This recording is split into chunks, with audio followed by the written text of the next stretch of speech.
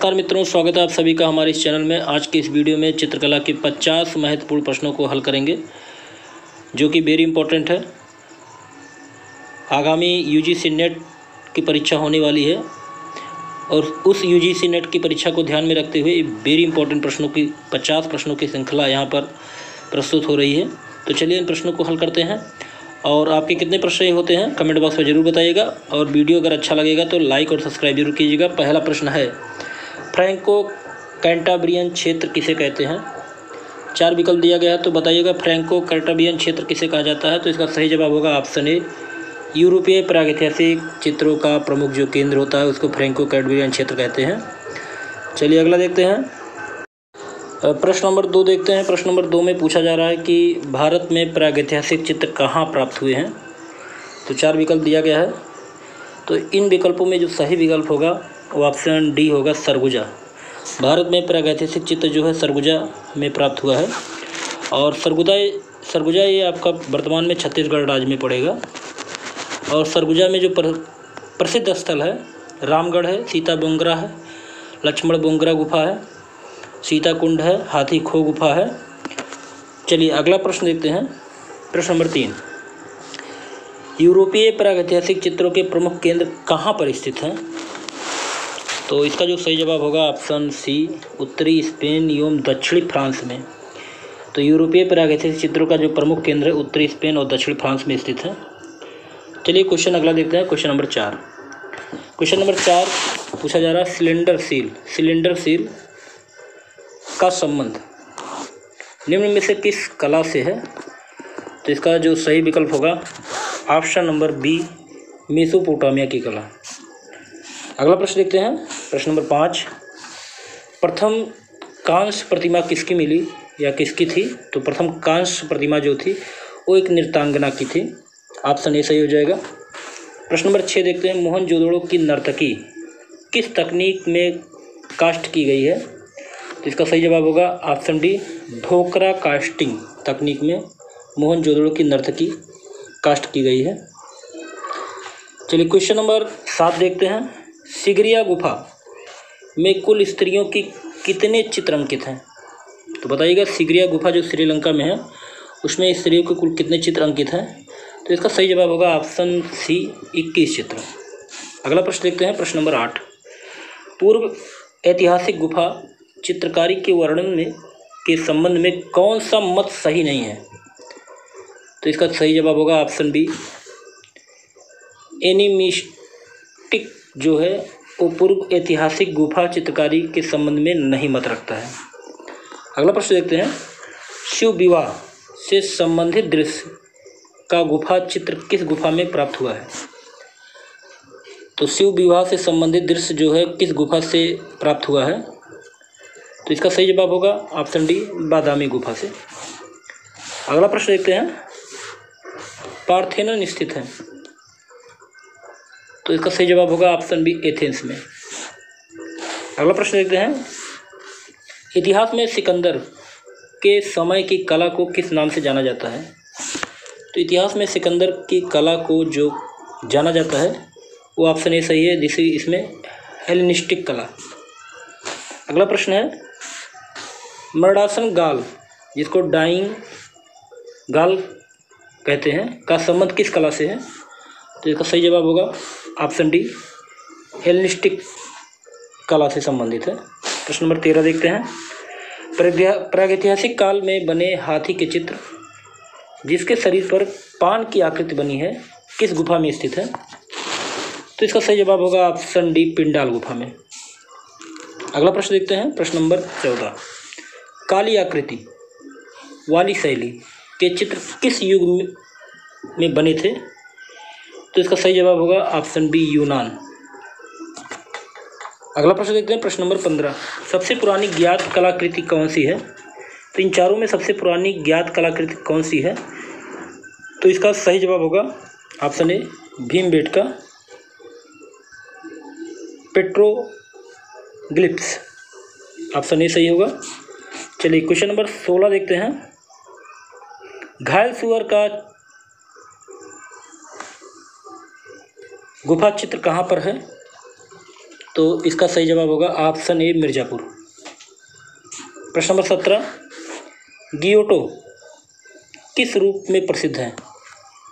तो इसका सही जवाब होगा भित्ति चित्रकार के रूप में गियोटो प्रसिद्ध है।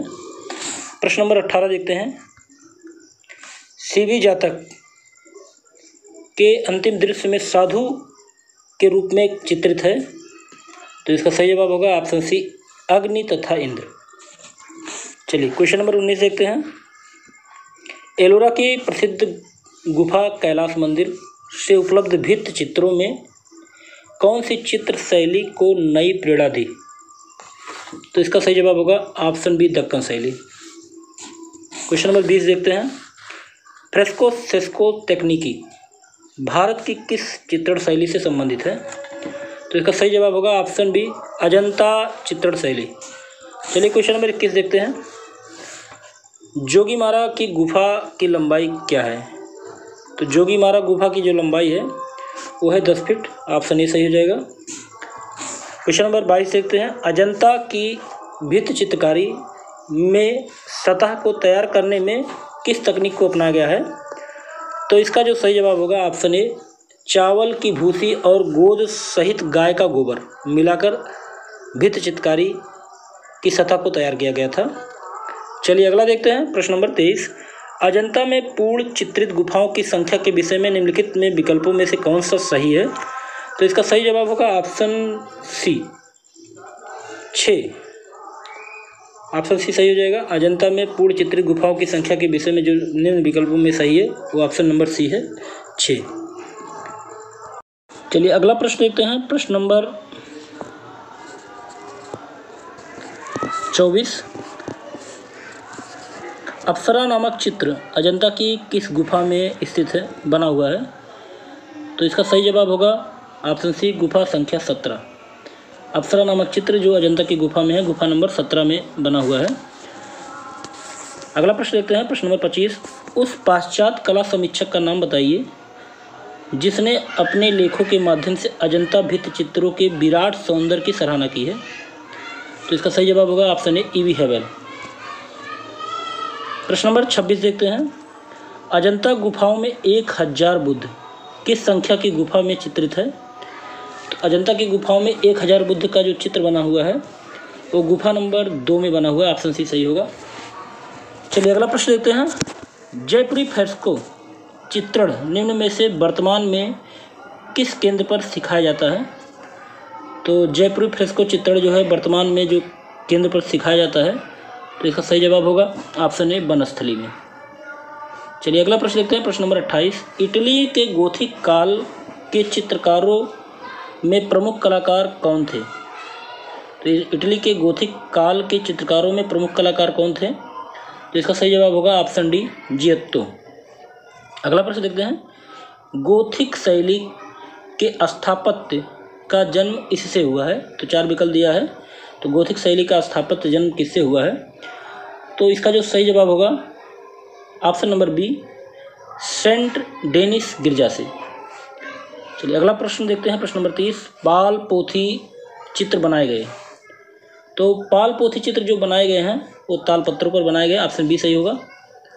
क्वेश्चन नंबर 31 देखते हैं, भारतीय लोक चित्रों की परंपरा किस काल में आरंभ हुई? तो इसका जो सही जवाब होगा ऑप्शन सी पूर्व मध्यकाल प्रकृत से। प्रश्न नंबर 32 देखते हैं, जैन धर्म की सबसे प्राचीन स्थित पांडुलिपि का रचना काल क्या है? तो इसका सही जवाब होगा ऑप्शन ए 1060 ईस्वी। प्रश्न नंबर 33 देखते हैं, किस भारतीय चित्र शैली में मनुष्य के चेहरे का 3/4 भाग चित्रित किया गया है? तो इसका जो सही जवाब होगा ऑप्शन डी जैन। अगला प्रश्न है, मांड्यू इसके लिए प्रसिद्ध है? तो इसका सही जवाब होगा ऑप्शन ए जैन चित्रकारी के लिए मांड्यू प्रसिद्ध है। प्रश्न नंबर 35 देखते हैं, उस शाखा का नाम बताइए जो पाल राजाओं का भाग नहीं था। तो इसका सही जवाब होगा ऑप्शन ए श्वेतांबर। अगला देखते हैं, प्रश्न नंबर 36, राजा उम्मेद सिंह ने किस चित्र शैली को मौलिकता प्रदान की? तो राजा उम्मेद सिंह ने जो है वो कोटा शैली को मौलिकता प्रदान की थी। ऑप्शन डी सही हो जाएगा यहाँ पे। क्वेश्चन नंबर 37 देखते हैं, इनमें से कौन असंबद्ध है? तो इसका जो सही जवाब होगा ऑप्शन डी होगा। कोटा शैली जो है इन तीनों शैलियों से अलग है। आगरा शैली, लखनऊ शैली और दिल्ली शैली से सबसे अलग है कोटा शैली। क्वेश्चन नंबर 38 देखते हैं, ढूंढार शैली के नाम से कौन सी चित्रकला जानी जाती है? तो इसका जो सही विकल्प होगा यहाँ पे वो ऑप्शन सी होगा, जयपुर शैली। अगला प्रश्न देखते हैं, प्रश्न नंबर 39, चौर पंचाशिका किस सदी में लिखी गई? तो बताइएगा कि चौर पंचाशिका किस शताब्दी में लिखी गई थी? तो इसका जो सही जवाब होगा ऑप्शन ए, 16वीं सदी में लिखी गई थी चौर पंचाशिका। प्रश्न नंबर 40 देखते हैं, अलग अलग राजस्थानी चित्रों की पहचान का उत्तम साधन क्या है? तो इसका सही जवाब होगा ऑप्शन डी, आँख। चलिए अगला देखते हैं, संगीत से संबंधित चित्रों को क्या कहते हैं? तो संगीत से संबंधित चित्रों को रागमाला कहा जाता है। ऑप्शन ए सही होगा। प्रश्न नंबर 42 देखते हैं, राग दीपक चित्र किस शैली का है? तो यहाँ पर जो सही जवाब होगा ऑप्शन डी, बूदी शैली का है। राग दीपक चित्र जो है वो बूदी शैली का है। प्रश्न नंबर 43 देखते हैं, स्थिर चित्रण प्रमुख रूप से देखने को मिलता है। तो इसका सही जवाब होगा ऑप्शन सी, पाश्चात्य शैली में। प्रश्न नंबर 44 देखते हैं, इसमें कौन असंबद्ध है? तो कौन सा अलग है यही बताना है। तो इसका जो सही जवाब होगा ऑप्शन सी, बेहजाद। बेहजाद इसमें तीनों चित्रों में से अलग है, तीनों चित्रकारों से अलग है। प्रश्न नंबर 45 देखते हैं, अकबर और जहांगीर काल में किन शैलियों पर विशेष प्रभाव पड़ा? तो यहाँ पर जो सही जवाब होगा ऑप्शन बी, सभी पर।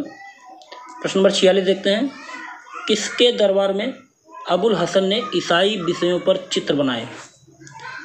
तो इसका सही जवाब होगा ऑप्शन ए, जहांगीर के कार्यकाल में अबुल हसन ने ईसाई विषयों पर चित्र बनाए। क्वेश्चन नंबर 47 देखते हैं, किस मुगल सम्राट ने महान संगीतज्ञ हरिदास से भेंट की थी?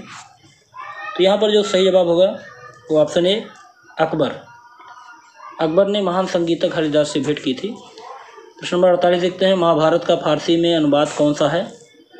तो इसका सही जवाब होगा ऑप्शन बी, रजमनामा। प्रश्न नंबर 49 देखते हैं, मुगल चित्रकला में शाह कलम का विकास किस बादशाह के दरबार में हुआ?